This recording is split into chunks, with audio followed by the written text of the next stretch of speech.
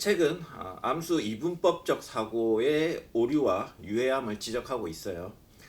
근데 한편으로는 알파 피메일을 전면에 내세운 제목, 마케팅, 일부 내용은 암컷의 강력한 힘을 생물학적 실체로 전면에 부각을 또 하고 있습니다. 이것에 대해서 한번 다시 이야기를 이어가 보도록 하겠습니다. 우선 심진경 선생님부터. 어떤 얘기를 이어가야 되지? 자, 한편으로는 알파 피메일을 전면에 내세운 제목, 마케팅, 일부 내용은 암컷의 강력한 힘을 생물적 실체로 전면에 부각하고 있어요. 아니 근데 그게 또 사실이기도 하니까. 근데 이제 아까 뭐 지금 말씀하신 것처럼 그것을 과연 고환이라고 부를 것이냐 말 것이냐. 근데 이제 이게 빅토리아 이 앞부분에 다윈에 대한 얘기를 하면서 어떤 표현이 나오냐면은 빅토리아 시대 다윈이 굉장히 뛰어난 그런 그 진화론자이고, 그다음에 이 사람의 그 후반부에 나오는 그 따개비에 대한 논의는 정말 이제 되게 혁신적인데, 그 딸이 그걸 편집하는 과정에서 그거를 뭐 빼거나 아니면 축소시키거나 뭐 이런 식으로 했다는 거 아니에요. 그래서 어쨌든 이러한 이 다윈의 통찰이 뛰어난 부분이 있음에도 불구하고 이 다윈의 통찰도 결국은 빅토리아 시대의 핀홀 사진기를 통해서 자연 세계를 보았다. 뭐 이런 식의 얘기를 하거든요. 그렇기 때문에 이것을 이제 뒤집기 위해서 또 지나치게 우리가 어떠한 기존의 그런 이 남성 여성의 그러한 성차, 그 다음에 성차가 성차별로 이어지는 어떤 사회문화적 구조라든가 이런 부분에 대한 이야기를 할 때 그렇지 않은 어떤 여성이 더 훨씬 더 진취적이고, 여기서 얘기하는 방탕하기 더 난잡하고 문란하고 그다음에 더 진취적이기도 하고, 근데 그러한 식의 남성의 어떠한 성적 특성을 여성도 가지고 있다라고 하는 그러한 식의 설명 방식이 사실은 페미니즘 이론 초창기에 굉장히 많았어요. 그러니까는 그거는 성적 차이에 따라서 이 남성은 뭐 근육, 여성에 비해 6배나 힘이 세고 뭐 어떤 그러면 성적으로 이제 정자를 뭐 1억 개를 뭐 하고 뭐 이런 식의 여러 과학적 사실이나 근거들을 가지고 이 남성의 어떤 그런 지배적인 어떤 그런 모습이라든가 아니면 성적으로 군림한다거나 뭐 어떤 폭력을 행사하는 것을 굉장히 이제 그런 당연한 성적 차이에서 비롯된 그런 생물학적 기원을 갖는 거기 때문에 당연하게 생각을 하는데, 그것들을 뒤집기 위해서 그 반대 사례들을 여성의 경우에 찾는 이러한 설명 방식은 사실은 이미 비판을 많이 받아왔다. 어떤 면에서는 그 또한 비판을 많이 받아왔고, 그러니까 지금은 여기서도 이 사람은 중간중간 또 그런 얘기도 하긴 해요. 이게 여성의 우월함을 주장하는 게 아니라, 그러니까 남성과 여성이 그렇게 우리가 생각하는 것만큼 그렇게 다르지 않다라는 얘기를 하기 위해서 요 얘기를 하는데, 그것들이 조금 더 이렇게 과장된 방식으로 소위 암컷에게도 수컷만의 어떠한 독점적인 특성으로 이렇게 분류되었던 것들을 사실은 암컷들한테도 보인다. 이제 그런 얘기를 통해서 암수가 그렇게 서로 그렇게 크게 다르지 않다. 오히려 차이점보다는 비슷한 점이 훨씬 더 많다. 요 얘기를 하는데 요 얘기가 잘 부각이 안 되는 거죠. 그러니까는 사실은 저도 생각해보면은 이렇게 커뮤니티나 이런 데서 보면은 남성 여성의 차이에 대해서 엄청 많이 얘기를 하고, 그 차이가 어떤 성차별의 근거처럼 얘기를 하는 경우들이 되게 많잖아요. 근데 생각해보면은 남성 여성이 같은 인간 종인데 다르면 얼마나 다르겠어요. 아니 바퀴벌레랑 인간만큼 다르냐고요. 그런데 바퀴벌레와 인간의 그 차이에 대해서는 사람들이 얘기하지 않는다는 거죠. 그런데 이게 차이점이 없기 때문에 오히려 더 그 차이점을 막 드러내기 위해서 더 그걸 부각시키고 거기에 과장되게 의미를 부여하고 그러는 것이 아닌가. 그래서 제가 생각할 때는 그런 식의 어떤 차이를 중심으로 해서 이 암수에 대해 설명하는 그런 식의 논리를 오히려 그런 공통점, 차이는 오히려 예외적인 것일 뿐이다라는 얘기를 좀 하려고 했던 게 아닌가 그런 생각이 드네요. 사실 그 책을 읽어보면 막 이렇게 알파 피메일만 강조하진 않아요. 실제로 내용을 보면 그 뭐 이 이분법 자체에 대한 문제의식이 오히려 강하고, 그러니까 암수의 차이가 생각보다 크지 않고 그런 부분 구별 자체에서 오는 우리의 편견 같은 것들에 대해서 계속 지적을 하고 있는데, 그런데 이제 뭐 이런 이제 제목이라든가 중간중간 드러나는 소제목이라든가 이런 걸 보면은 또 노골적으로 강한 암컷에 대한 이야기를 계속 한단 말이죠. 그러니까 일종의 마케팅과 실제 내용에 약간 괴리가 있어요, 기본적으로.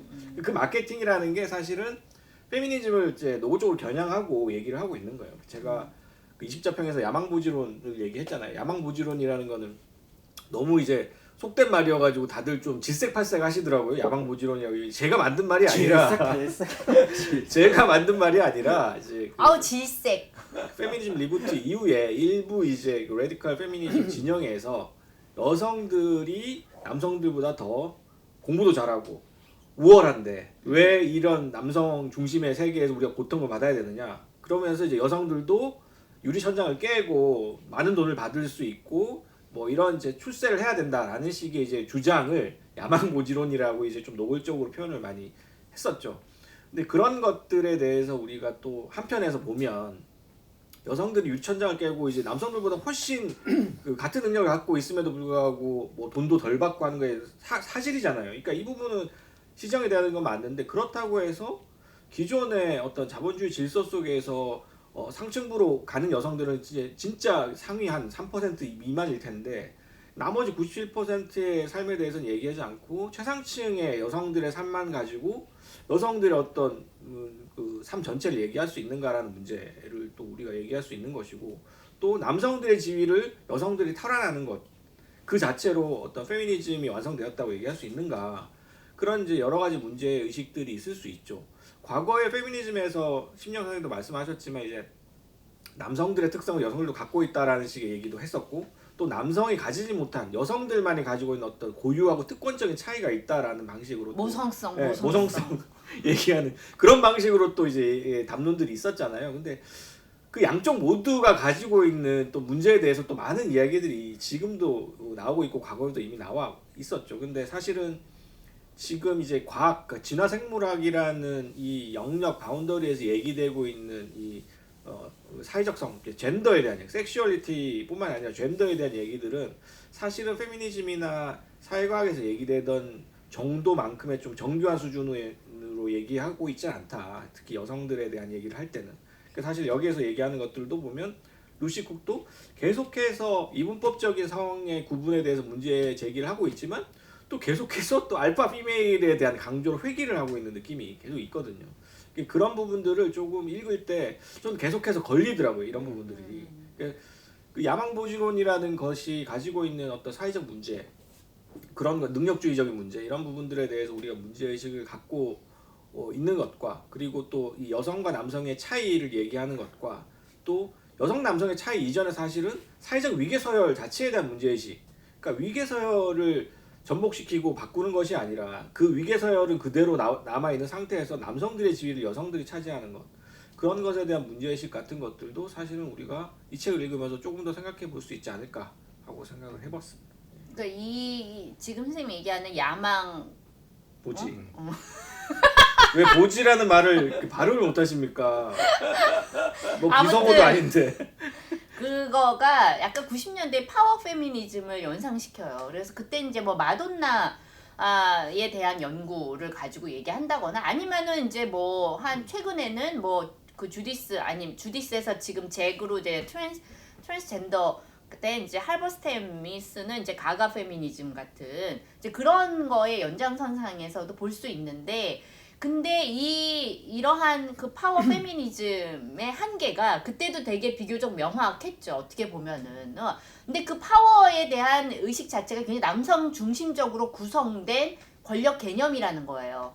그러니까는 그러한 권력 개념을 가지고 얘기를 하기 때문에 결국에는 기존의 어떤 남성 중심적 논리를 벗어나지 못하고 그걸 다시 반복하게 되는 거거든요. 그러니까 예를 들면 마블에서 여성 영웅을 이제 등장시켰는데 그게 뭔가 여성만의 어떤 개성을 가진 새로운 영웅이 아니라 남성 영웅의 어떠한 판박이 여성 버전으로 그냥 똑같이 그걸 그렸을 때 그러한 것들이 별로 사람들의 감흥을 주지 못한다는 거죠. 그렇기 때문에 이게 어떻게 보면은 이런 식의 어떤 그 비치라는 식으로 되게 자극적으로 어떤 알파 피메일에 대해서 이야기하는 것은 어떤 면에서는 그런 식의 아까 얘기한 뭔가 시선을 집중시키고 이제 뭐 호기심을 높이기 위해서 그렇게 하는 것도 있고 또 다른 한편으로는 여기에 있는 이제 사례들을 보면은 이런 암컷들이 되게 다양한 암컷들이 있다. 물론 여기에는 되게 낮은 여기에서 뭐 하위 계층의 암컷들 얘기도 나오잖아요. 원숭이 무리에서 얘네들이 이제 뭐 하위 계층인 경우에 얘네가 이제 어떻게 그러니까 수컷의 경우에는 똑같은 이 하류 여기 하류 계층이라 그랬나? 하류 계층의 수컷은 얘네는 어쨌든 쟁취하고 싸워가지고 상류 계층으로 올라갈 수 있는데 이 하류 계층 암컷은 신분 상승이 어렵다는 거.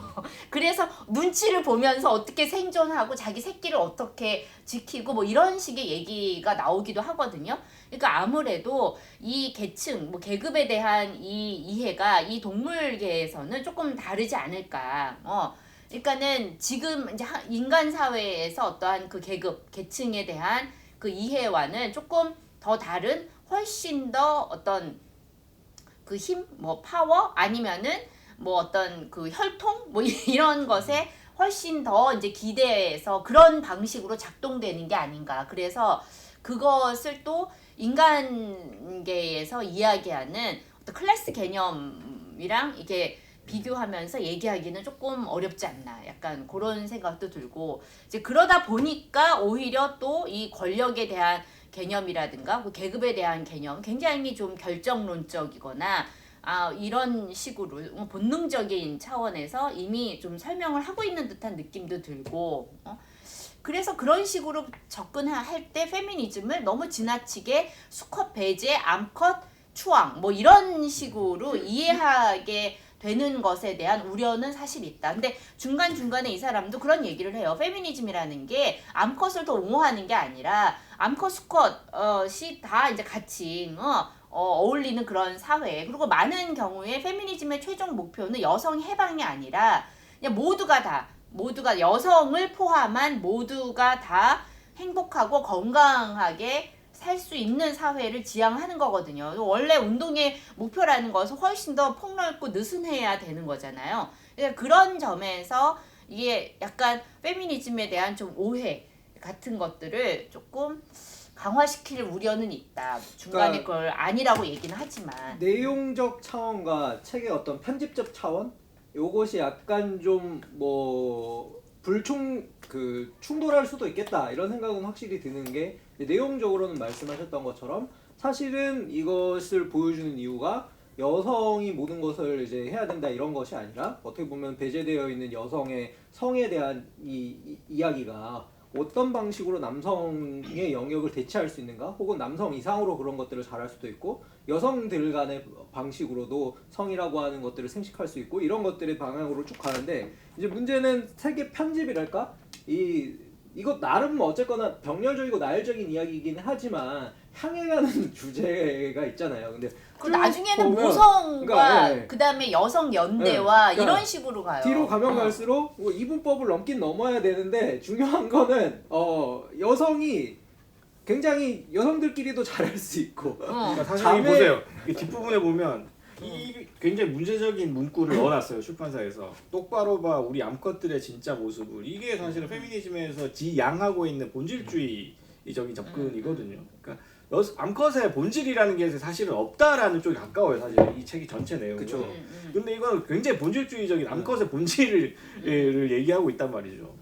그래서 뭐 자매를 강조한다던가 레즈비언이즘이라던가 퀴어성에 대한 전면화 속에서 굉장히 이제 결국에는 방향성이 이제 가는 방향이 있기는 있다는 거죠. 편집으로 보면은. 그러니까 그런 면에서 방금 말씀하셨던 것처럼 약간의 오해가 생길 수 있는 면이 분명히 있는 것 같기도 하고 근데 이제 다만 그런 것들은 중요하죠. 계속해서 환기시켜 주는 거예요. 여성이 이제 일반적으로 생물학의 영역에서도 정치적인 영향력, 정치성이라고 하는 것이 남성 유전자에 비해서 되게 미약하고 여성들은 그러한 것들을 잘 하지 못하는 것으로 언급이 되어 왔었는데 사실은 보니까 그렇지 않다라는 것들을 막 계속 강조해 주잖아요. 근데 최근에 인간사회 보면서도 드는 생각들인 거죠. 예를 들어서 저는 이제 모두가 걱정하고 있지만 아무도 해결하지 않는 출산율, 대한민국 출산율 같은 거 딱 보면은 이거는 사실은 어떠한 형태의 큰 틀에서의 파워 밸런스 게임 같은 건데 문제는 남녀 모두가 다 동참하고 있다는 거죠. 남녀 모두가 다 공통적으로 동참하고 하고 비출산에. 있고, 그리고 그 보면은 뭐 유전자의 무엇보다도 앞서는 것이 어떻게 보면 유전자의 결합으로서의 종족에 대한 번식이라고 했던 생물학적 대전제가 어떻게 보면은 이 남성 체계, 이 사회 체계 안에서 다른 방식으로 지금 좀 변화하고 있다는 것, 그리고 그러한 것들 안에서 여성이 굉장히 주도적이고 능동적인 방식으로 자신의 출산에 대한 결정권 같은 것들을 활용하고 있다라는 거. 근데 동시에 남성도 거기에서 그냥 여기에 이제 여러 그런 존재들 있잖아요.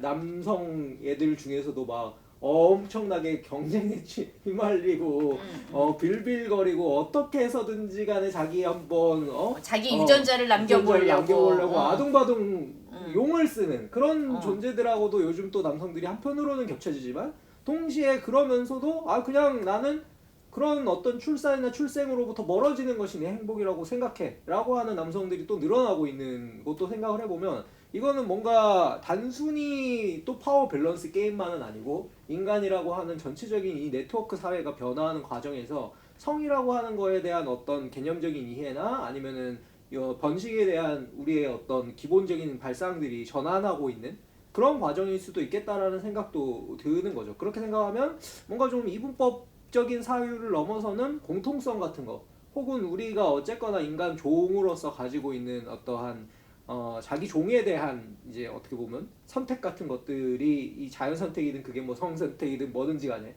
어떤 방식으로든 발생하고 있다라는 거를 지금 우리 사회에서 되게 민감하게 볼 수 있기 때문에 그런 면에서 이 책을 읽는다면 그러니까 맥락을 잘 활용한다면 굳이 이 책을 이 편집되어 있는 맥락대로뿐만 아니라 우리가 살고 있는 지금 사회와 비추어 보면서 여러 가지 각도로 해석을 한다면 더 사실은 해석적인 가능성이 있는 책이 아닌가? 아니 근데 저는 여기에서 어떤 사례인지는 모르겠는데 그게 왜 이게 단지 이 암컷이 수동적이기만 한 게 아니라 수컷한테 끊임없이 어떤 메시지를 보낸다는 거 아니에요. 어떠한 그게 단지 신호 전달 물질뿐만 아니라 어떠한 이 행동적인 메시지를 보내는데 그런 메시지를 잘 캐치하는 수컷은 자기 유전자를 더 잘 이제 남길 수 있고 그걸 캐치 못하는 이제 수컷은 그냥 이렇게 따대고 근데 약간 이제 그런 거 보면서 좀 퐁퐁남 같은 게 떠올랐어요. 그러니까 사실 퐁퐁남은 남성 비하 표현으로 사용되고 있지만 거기에 담겨 있는 건 질투잖아요. 그쵸. 저들은 저렇게 저 여자와 알콩달콩 가정을 꾸리며 재밌게 사는데 그 여자들 신분 세탁해주고 물란한 여자랑 결혼해서 그 여자들 신분 세탁해주고 그 다음에 호구처럼 그 여자 집안일도 해준다. 이처럼 바보 등신 이렇게 얘기하지만 사실은 그 남자들은 이 여자들이 보내는 어떠한 그런 이 사회적 메시지를 잘 캐치해서 이 여자들과 결혼해서 어쨌든 자기 유전자를 그런 식으로 이렇게 남길 수 있었다면 그렇지 못한 그 영역에서 이제 배제된 그런 여자들의 메시지를 읽지 못하는 그러한 남성들이 보내는 어떠한 분노가 아닌가. 아니 나는 이제 그걸 퐁퐁남이라고 비난하는 남자들이 이제 사실은 어떻게 보면은 거기에서 그 짝짓기에서 소외된 남성들이 보내는 울분 그런 전문 것들일 용어가 있죠. 수도 번식 탈락남. 번식 탈락남. 번탈남이라고. 그게 전문 용어예요? 네. 번식 랩 탈락남. 쪽에서 번탈남이라고 얘기를 하더라고요. 남자들은 또 남자들끼리 도태남 서로 또 이야기하고 있어요. 네. 아니 그래서 그런 부분들이 충분히 이렇게 재밌게 읽을 수 있는 너무 우리가 이제 각 잡고 심각하게 읽지 않고 그런 사례들을 가지고 그냥 뭐 재밌게 얘기해 볼 수도 있겠다. 뭐 그런 거죠. 다만 이제 뭐 그런 거 있잖아요. 아까 어쨌거나 이 어떤 능력주의적인 관점에서 여성이 남성을 대체하는 시나리오로만 이걸 또 너무 단순하게 읽었을 때, 그러니까 뭐 저는 락강 정신분석 읽을 때 제가 이해한 바로는 락강의 성차 이론 같은 거에서 핵심은 그러니까 생물학적 성이 아닌 거잖아요. 어떻게 보면은 거기서 말하는 남성과 여성이라고 하는 거는 굉장히 어떤 의미에서는 그 구도적인 거고 상징적인 상징적인 형식으로 구성된 거고, 그것은 얼마든지 생물학적 여성이 이 상징적 남성의 지위를 누릴 수도 있는 거고, 그렇지 않은 이제 생물학적 남성이 오히려 상징적인 여성의 영역으로 떨어질 수도 있는, 요 두 가지가 얼마든지 간에 이 그 구도적으로 재편돼 가능한 개념이라고 하는 점에서 봤을 때 사실은 그러한 굴레를 벗어나지 못하는 근본적인, 어떻게 보면 이 상징계의 이 어떻게 보면 완결성, 상징계라고 하는 것이 폐쇄적으로 자기 세계만을 반복하고 있는 이 상황을 벗어나야 하는 것에 대한 아이디어나 힌트 같은 것들이 된다고도 생각을 하는데, 이제 그런 면에서 신유물론 같은 것들이 굉장히 지금 대두되고 각광받고, 주체성이라고 하는 것 자체에 대한 근본적인 비판, 대상 중심으로 어떻게 보면은 네트워크를 재편하는 거, 이런 것들에 대한 필요성으로 이어지는 거잖아요. 되게 자연스럽게. 그런 면에서 이제 신유물론적인 어떤 관점들이 이런 성적 이분법들을 벗어나는 데는 또 도움이 되고 유용하다고 생각하면서도, 저는 또 한편으로는 신유물론이 과연 또 얼마나 아직까지는 이제 막 이제 얘기가 나오는 단계이기 때문에 아직까지 뭐 결론 내리기는 굉장히 어렵고요. 신유물론. 그래서 저도 이제 예를 들어서 도라 헤러웨이 같은 연구자는 또 어떻게 보면은 뭐 대단히 이제 이 연구자 자체가 경계선상에 있다기보다 뭔가 막 경계가 없는 연구자니까 어떤 면에서는 신유물론적으로도 읽히고, 이 사람은 퀴어 이론으로도 읽히고 페미니스트로도 읽히고, 이렇게 하는데 어떻게 이 모든 것이 다 공존할 수 있을까, 이론 안에서. 이런 어떤 신기함도 책을 들면서 들긴 하더라고요. 근데 되게 좀 읽다 보면은 추상적인 내용들이 되게 많잖아요. 예를 들어서 인간이 어떤 지구적인 관점에서 봤을 때는 일종의 퇴비가 되어야만. 지금 도나 헤러웨이 얘기하시는 거죠? 예.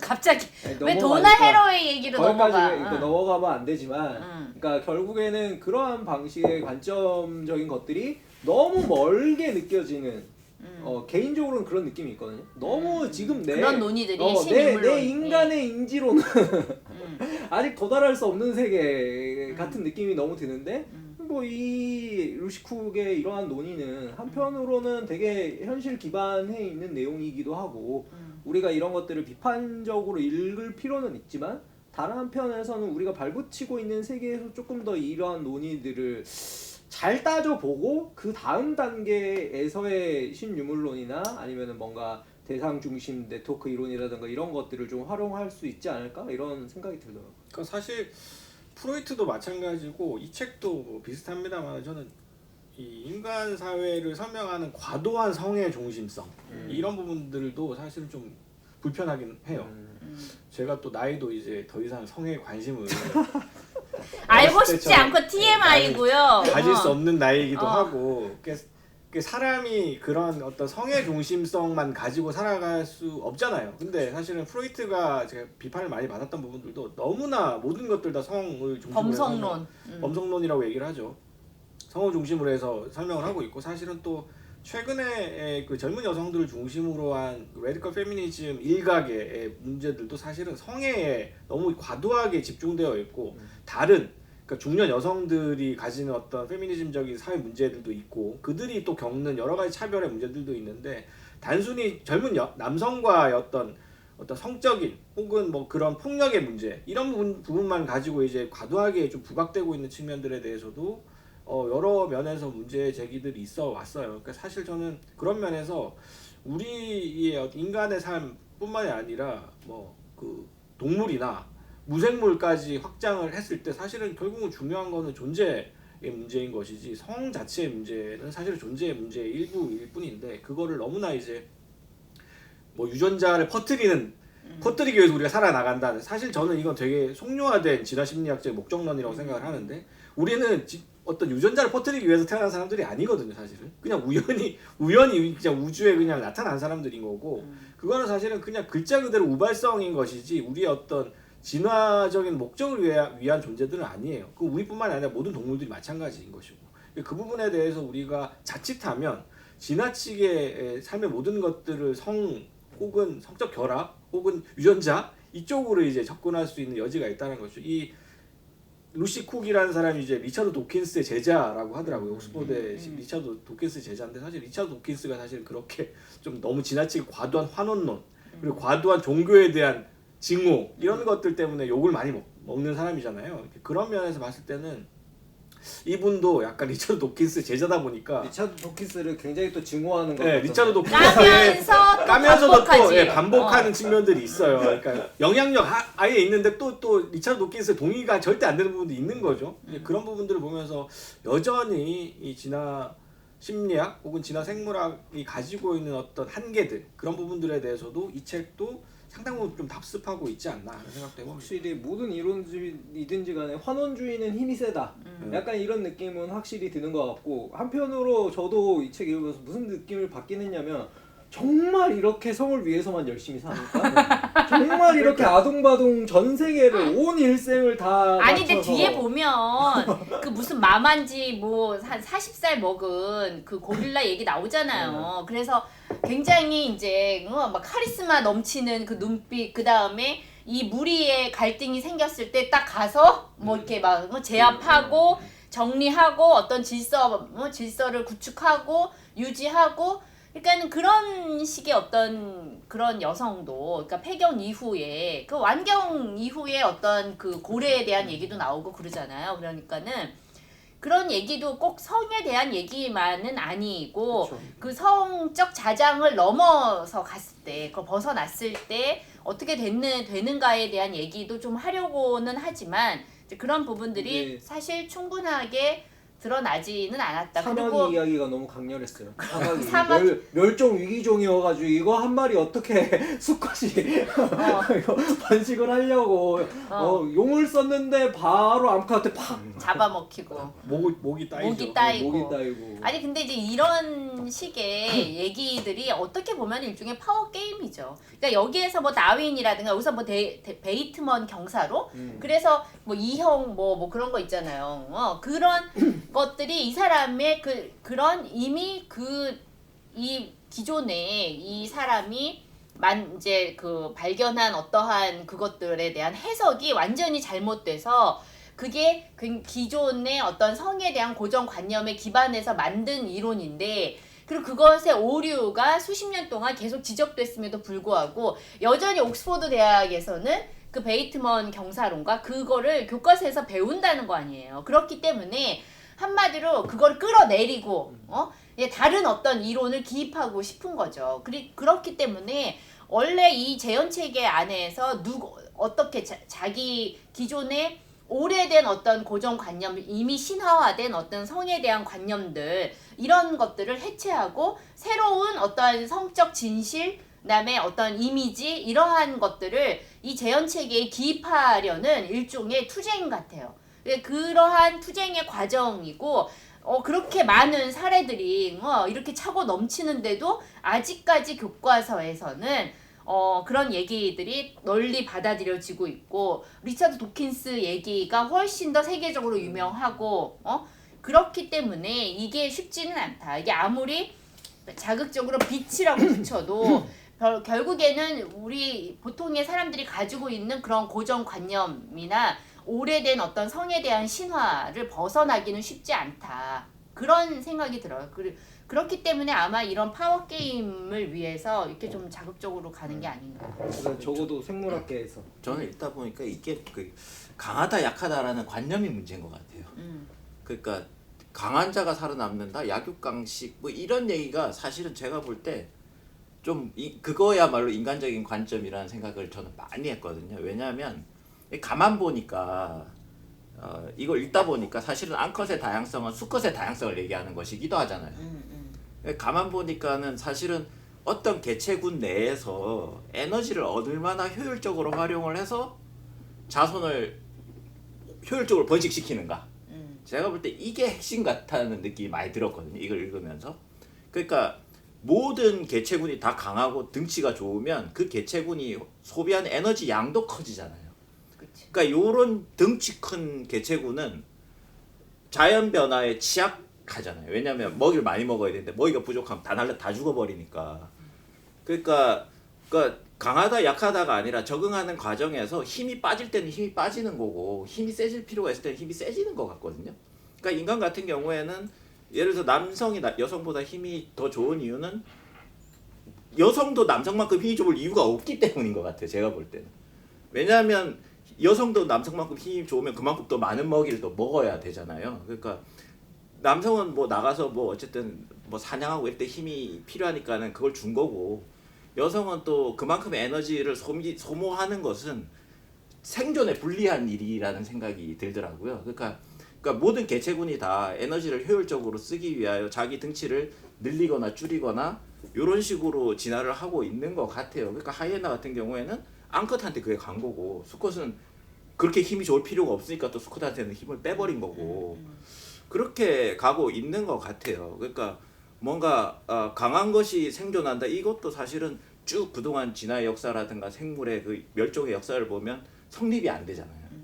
네, 그러니까 중요한 거는 그러니까 적자 생존이라는 한자를 제가 정확하게 기억이 안 나는데 이게 적응한 자가 생존한다는 그런 뜻 아니에요. 맞아요. 그러니까 적합한. 그렇죠. 그러니까 이 적합한이라는 얘기는 강한 자라는 얘기가 아니거든요. 제가 볼 때는. 그러니까 이 파워 게임 모든 게 다 파워 게임으로 환원이 되고 파워 게임에서 승리한 자가 살아남는다. 이게 저는 좀 안 맞다는 생각이 오히려 저는 이 책을 읽으면서 많이 들었어요. 사실은 파워 게임이 아니고 힘이 딸 때는 힘을 빼서 효율적으로 살아남는 자가 사실은 지배종이 되는 것 같다는 생각이 들더라고요. 그러니까 단순히 힘만 하면 영장류 중에 고릴라가 지배를 했겠죠 세상을. 근데 사실은 인간처럼 영장류 중에서 침팬지보다 인간이 약하다고 들었거든요. 벌거벗은 싸우면 진대요 훨씬 인간이. 약하죠. 예. 완력. 예, 침팬지가 뭐 근육이 몇 배가 인간은 효율적이라고. 캥거루 같아도 침팬지는 사람이 얼굴을 그냥 손으로 이렇게 잡아서 뜯을 수 있다고 하더라고요. 그러니까요. 그러니까 결국은 인간이 지배종이 됐다는 것 자체가 일단 약육강식이랑 안 들어맞는 얘기로 보여요. 그러니까 인간은 그냥 효율적으로 뭔가를 썼던 거죠. 뭔가를. 그러니까 인간만이 생물 중에 근육이 빠진다면서요. 왜냐면 이게 뇌가 커갖고 이쪽으로 에너지를 공급하려면 이쪽을 빼야 된대요. 그러니까 근육을 계속 유지하고 있으면 이 에너지가 효율적이지 않아서 근육을 안 움직일 때는 근육을 뺀다고 그러더라고요. 인간만. 그러니까 이런 거 보면 이렇게 뭔가 강하다 약하다 강한 것이 좋다 뭔가 파워 있고 힘 있는 것이 좋다 이 생각 자체가 제가 볼 때는 좀 문제가 아닌가. 약간 다른 생각이지만 아니 근육이 있는 김종국이 어쨌든 결혼도 안 하고 갑자기. 아니 근데 여자들이 딱 그런 근육맨을 좋아할 거라고 착각하는데 근육이 너무 지나치게 발달된 그런 남성에 대해서는 오히려 비호거든요. 저는 반대로 그거는 여성에게 매력적으로 보이기 위한 게 아니라고 그렇지. 대부분의 헬창들은 다 본인들을 왜 위해서 하고 김정국에 있어요. 여자가 없다라고 단정하실까요? 아니 없을 것 같은데 그런가? 있을 수도 있죠. 김정국 얘기까지 나왔으니까 이제 끝낼 때가 됐다. 네, 이 책에 대해서 뭐 마케팅이라든가 내용이라든가 뭐 이런 부분에서 두루두루 얘기를 해본 것 같습니다. 그럼 마지막 코너를 위해서 여기서 정리하도록 하겠습니다.